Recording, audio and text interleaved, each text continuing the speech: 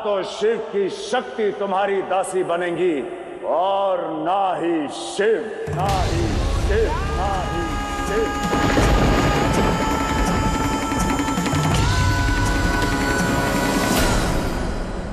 आप मुझे मिला वरदान भूल रहे हैं महादेव।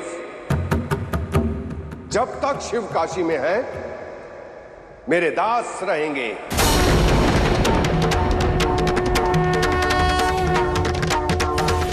तो आज से काशी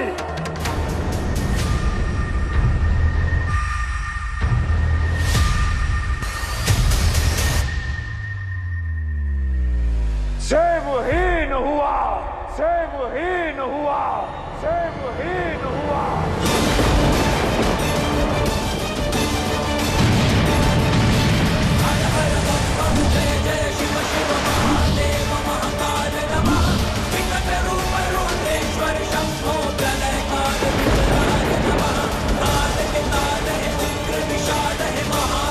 असंभव, ये नहीं हो सकता। महादेव काशी नहीं छोड़ सकते। महादेव काशी छोड़ के जा रहे? और काशी तो वो स्थान है जहां से प्रलय के पश्चात सृष्टि का पुनः आरंभ हुआ था। ऐसे में महादेव काशी कैसे छोड़ सकते हैं?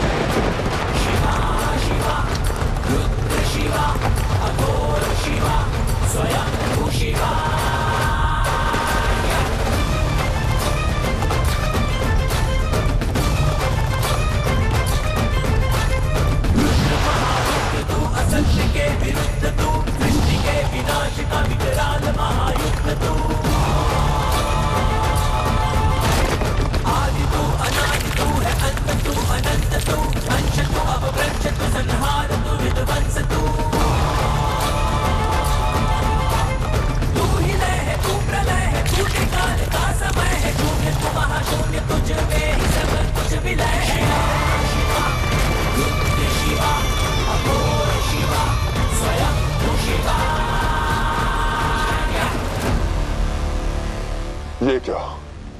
ना हट, ना क्रोध, ना तांडव। महादेव सरलता से कैसे काशी छोड़ने को सज हो गए। महादेव गए तो प्रलय स्वयं आ जाएगा। और प्रलय आ गया तो क्या जीत और क्या हार। हर युद्ध समाप्त हो जाएगा, हर शुभता का अंत हो जाएगा, संसार का चक्र थम जाएगा। महादेव ने ये कैसा निर्णय ले लिया। आप जिस युग की प्रतीक्षा कर रहे हैं वो तो आने से पहले ही समाप्त हो जाएगा महाराज। महादेव का काशी त्यागना इस संसार के लिए उचित संकेत नहीं है। शंभु द्वीप 12 ज्योतिर्लिंगों पर टिका हुआ है, जिसका केंद्र काशी है। ये अनर्थ नहीं होना चाहिए। ये प्रलय से भी अधिक भयावह है। ये अंत है। परंतु महादेव तो बिना उद्देश्य कुछ नहीं करते। इसमें क्या उद्देश्य छिपा है नारायण? इसके पीछे का उद्देश्य तो मैं भी नहीं समझ पा रहा हूं ब्रह्मदेव। अंत में भला कैसा उद्देश्य?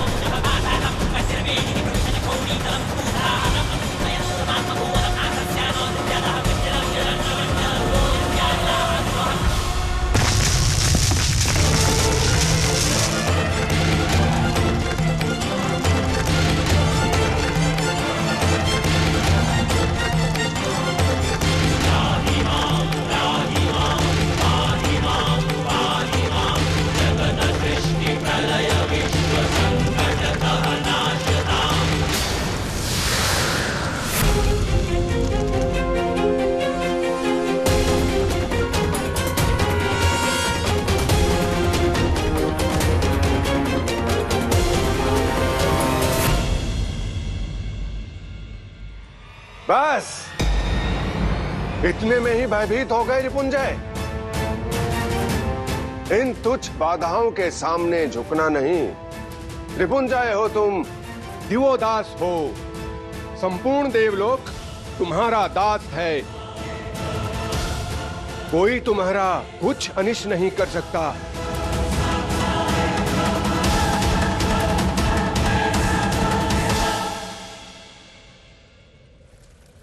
ये अनिष्ट कैसे संभव है? शिव और शक्ति संसार का संतुलन है। उन्हें अच्छे से ज्ञात है कि उनका पृथक होना इस संपूर्ण संसार का संहार है।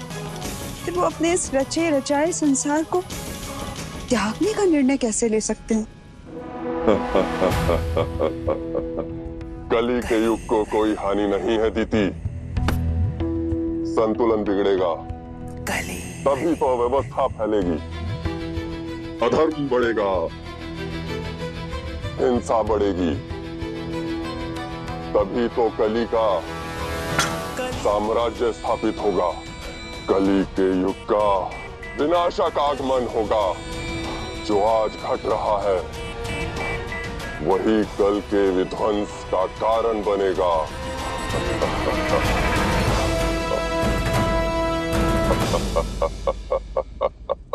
संसार का संतुलन तो इसके पहले भी अनेकों बार बना है, अनेकों बार बिगड़ा है देवी। किंतु इस क्षण इस युग में संतुलन बिगड़ने का एक ही अर्थ है, और वो है कलियुग का आरंभ, कलियुग का आरंभ, कलियुग का आरंभ।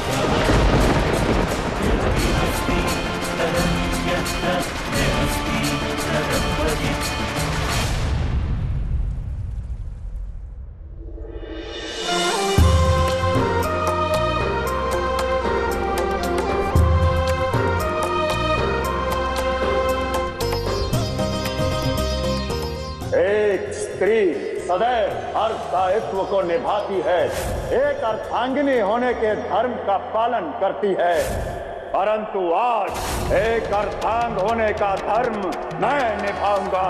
ना तो शिव की शक्ति तुम्हारी दासी बनेगी और ना ही शिव। कलयुग की ये छाया जहां देवता विवश है और मानव मलिन, जहां शिव तक को अपना स्थान छोड़ना पड़े, ऐसे कलंकित संसार में शक्ति के लिए भी कोई उपयुक्त स्थान नहीं हो सकता। देवत्व तो मैं त्याग चुकी हूं, अब ये संसार भी त्यागती हूं मैं, त्यागती हूं मैं, त्यागती हूं मैं। माते, माते कहाँ जा रही है आप? बताइए ना माता, कहाँ जा रही है हमें छोड़कर? मत जाइए ना माता। माँ चंडी, रुक जाइए, हमें छोड़कर मत जाइए माँ।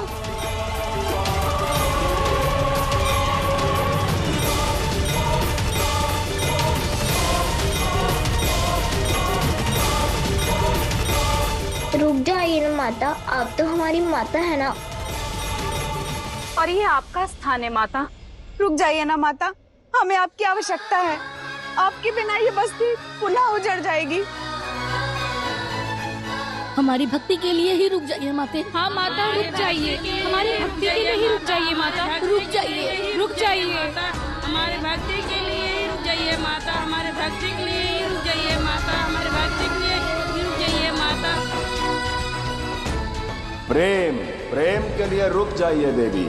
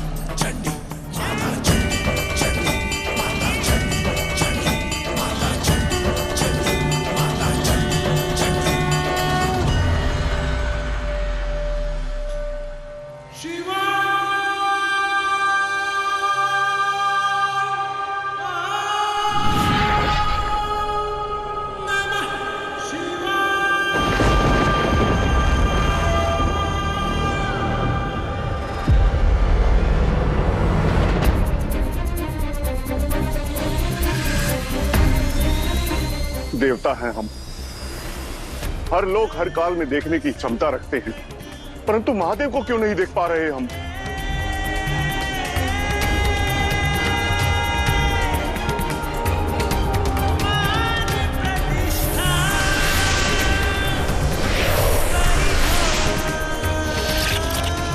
मेरी दिव्य दृष्टि भी महादेव को खोजने में विफल रही।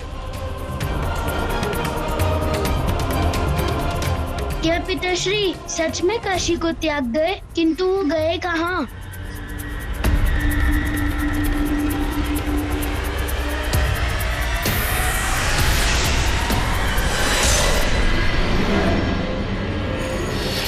मेरी अंतर्दृष्टि भी केवल शून्य का आभास कर रही है। महादेव की वाणी उनके शब्द तक मुझ तक नहीं पहुंच रहे। ऐसे कहाँ चले गए महादेव? महादेव, ये संपूर्ण कैलाश महादेव के बिना अपूर्ण है। कि नंदी भी अपने महादेव के बिना अपूर्ण है। शिव शक्ति के बिना एक कैलाश अपूर्ण है।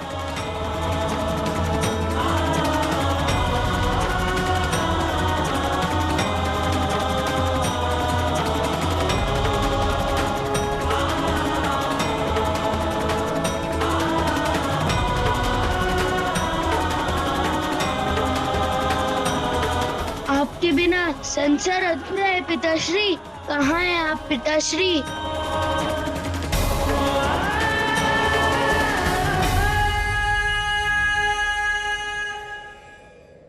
आपके प्रश्न का उत्तर केवल एक है देवी, प्रेम की भक्ति।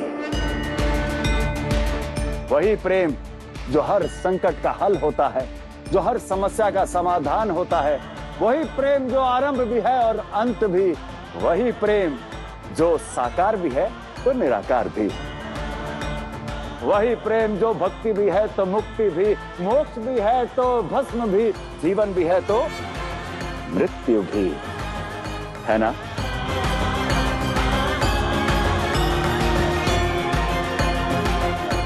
इस प्रकार एक भक्त की भक्ति भी प्रेम है। उसी प्रकार जब ईश्वर को पाने के लिए हम यात्रा पर निकलते हैं तो वहां जो भी बाधा आती है ना देवी, वो भी प्रेम है।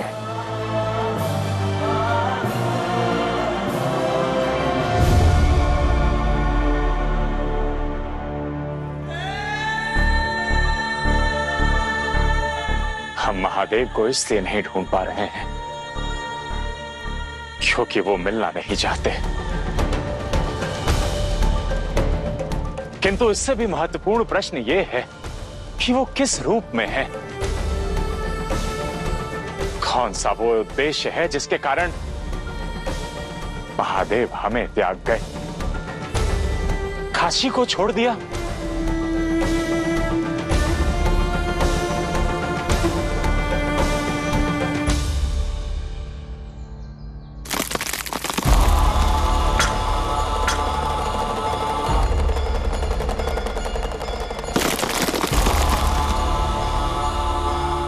विचित्र है, न देव महादेव को खोज पा रहे हैं और न हम दानव, किंतु शिव और शक्ति को खोजना ही होगा। संसार की दृष्टि से ओझल होकर काशी छोड़कर क्या उद्देश्य साध रहे हैं महादेव?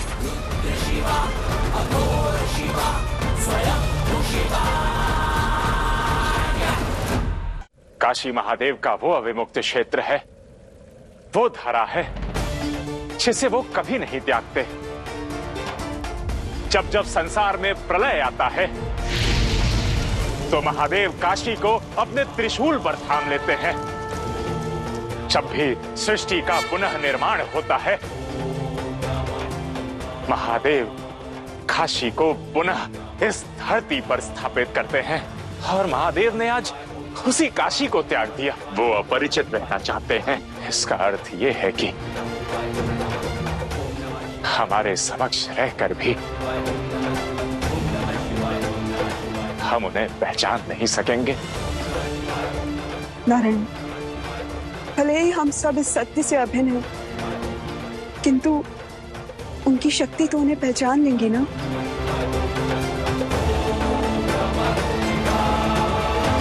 कौन है आप?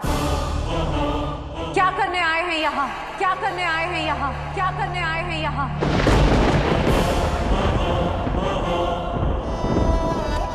मैं तो केवल एक साधु हूं, एक भक्त। न जाने कैसे अपनी ईश्वर की खोज करते करते आप। रुकिए, ये स्त्रियों का स्थान है और यहाँ पुरुषों का आना वर्जित है। चले जाइए यहाँ से।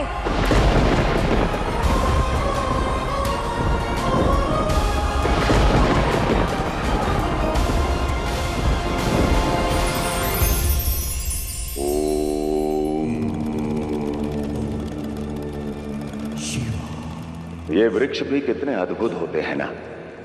वायु का हर वेग, जल की हर धार सह जाते हैं, किंतु अपनी जड़ों से सदैव जुड़े रहते हैं। आपका समाज वही वृक्ष है जो परिस्थितियों की हर मार को सहता है, किंतु जब तक संसार रूपी जड़ से जुड़ा है तब तक अडिग है। जैसे एक वृक्ष का संबल उसकी जड़ें होती हैं, उसी प्रकार एक संपूर्ण समाज का संबल आपके संस्कार हैं। इसलिए कभी संस्कारों से दूर ना जाएं।